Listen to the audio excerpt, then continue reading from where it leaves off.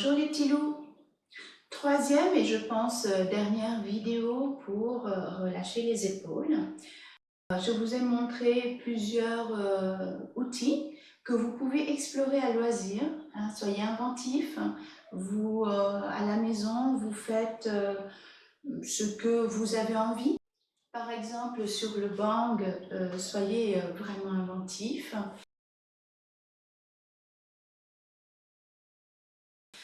Voilà. Faites des choses qui vous viennent à l'idée et qui vous font travailler les axes. De l'autre côté, regardez.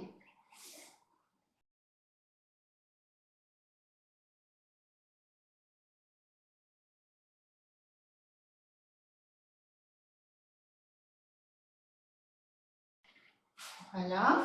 Ou encore ceci.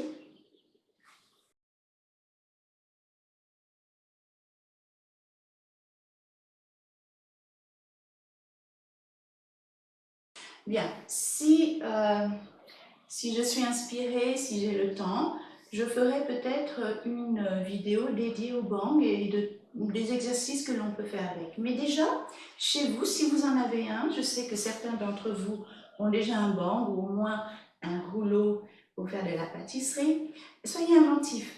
Faites travailler vos poignets. Les poignets sont bien sûr reliés aux coudes et les coudes évidemment aux épaules. Donc le bang est vraiment très utile pour les épaules, pour toute cette chaîne articulaire. D'accord? Et bien sûr, cette chaîne articulaire étant reliée aux omoplates, ça leur fait du bien aussi. Donc je reprends mon petit cercle, soit en bambou, soit le cercle pilate, comme j'avais marqué dans ma première vidéo. Regardez, vous connaissez tous maintenant le premier mouvement, je pense, du tai chi qui s'appelle dans notre forme embrasser le tai chi. Donc je vous le montre.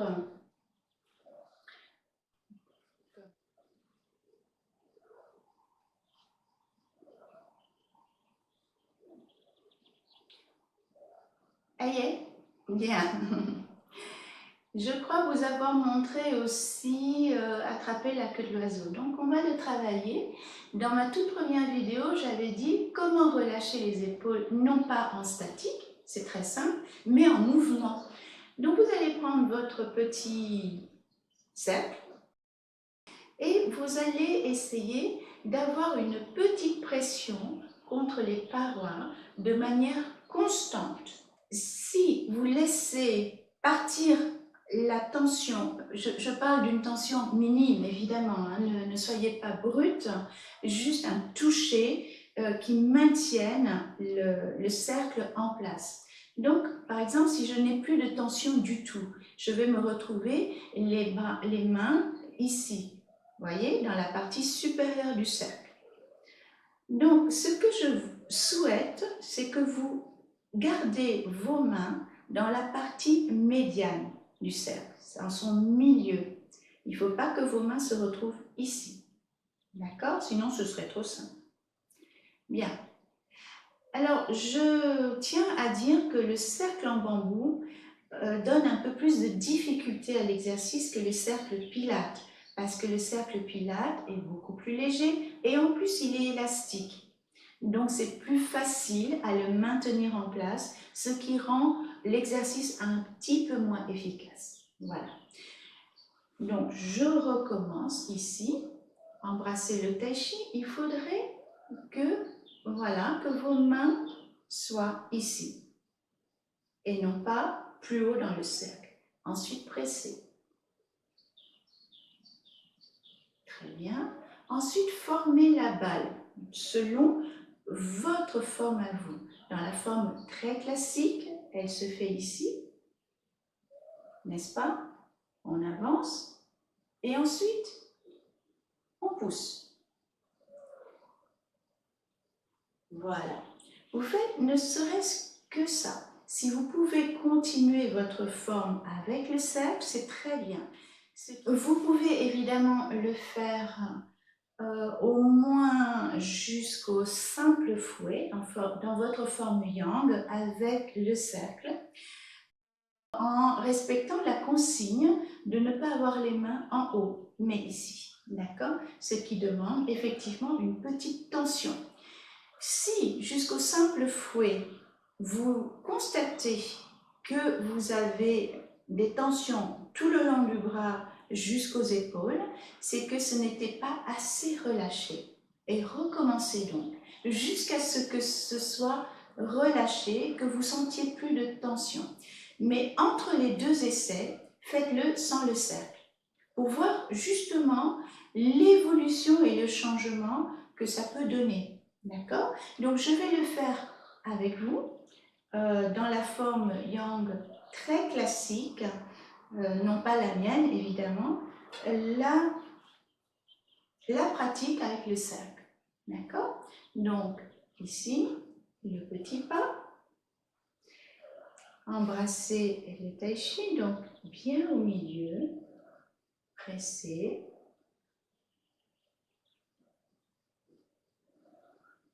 Former la balle et ici. Tourner, ici. Tirer en arrière. Pousser, revenir, pousser.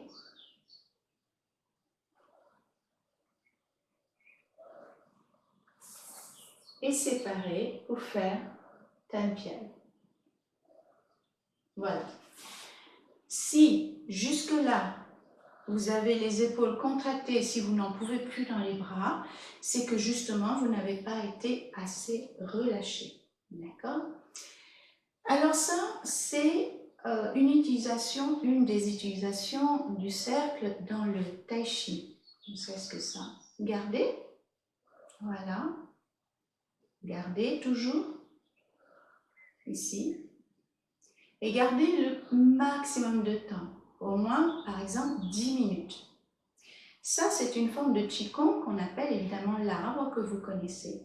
Si au bout de 10 minutes, vous n'avez plus de bras, que vous n'en pouvez plus, c'est qu'effectivement, vous avez été trop contracté. Alors, intentionnellement, relâchez vos tensions. La dernière fois, nous avons fait ceci. Bien. Et nous avons fait ceci. D'accord? Aujourd'hui, nous allons le faire à la verticale. C'est-à-dire, ici, donc, ne prenez pas les pouces à l'intérieur, mais à l'extérieur, comme un volant, d'accord? Toujours pareil. Et regardez ce que l'on va faire aujourd'hui. Revenir. Et l'autre côté. Revenir. L'autre côté. Revenir. L'autre côté. Revenir. Bien. Ça demande un relâchement complet des épaules. Sinon, vous n'allez pas pouvoir le faire. Ou vous pouvez en faire 2 et après être complètement mort. D'accord? Le truc, c'est d'en faire 5, à peu près. 5, 6 si vous voulez faire un peu plus. Pour les plus doués, vous pouvez faire ceci. Revenir et l'autre côté, ceci, revenir. Lorsque vous faites ceci, au début, comme l'autre exercice, vous allez entendre un bruit. Comme ça. Et l'idée, c'est d'y aller le plus gentiment possible, c'est-à-dire plus de bruit. D'accord? Plus de bruit. Comme ceci. Donc, une main en haut et une main en bas. Et encore une fois, ça fait travailler vos épaules, les relâcher, et ça fait travailler évidemment vos réflexes.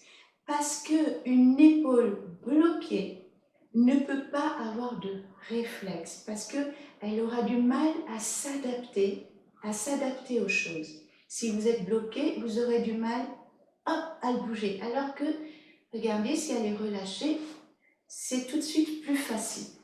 D'accord? Voilà, pour cette très très courte vidéo sur comment relâcher les épaules.